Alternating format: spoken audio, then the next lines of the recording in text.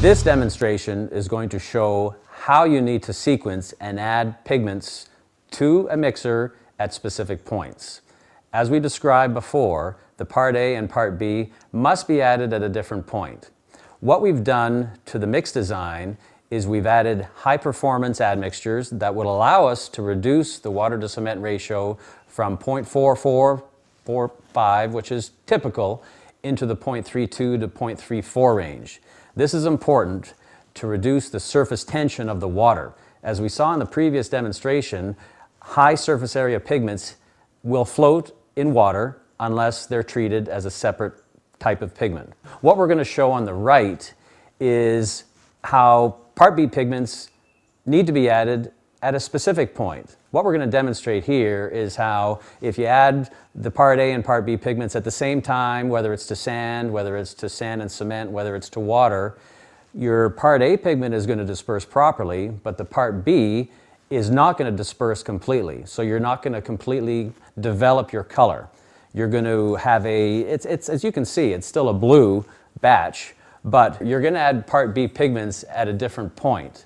And that's because two things. One, we have over 25,000 colors. You don't add Part B pigments to most colors. You add Part B pigments when you want to achieve very specific high chroma colors.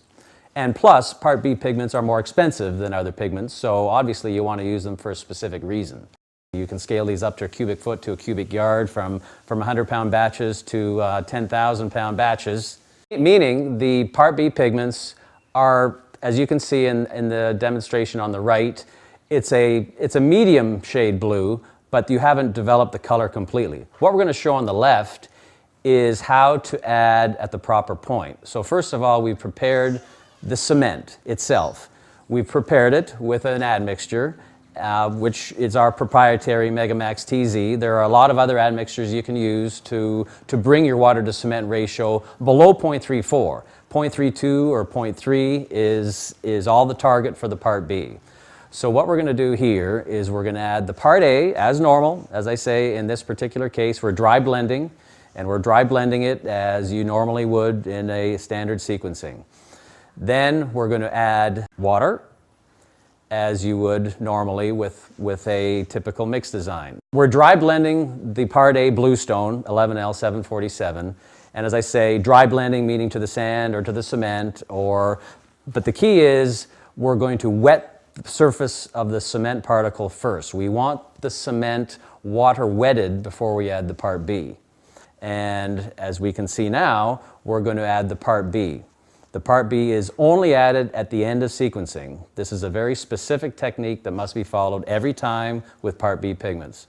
We typically feel that the maximum loading for Part B pigments is 0.5%, unless there's specific shades of red where you have to push the envelope up into the 1% range with Part B, but that's very rare. So 0.01 to 0.5 is the range.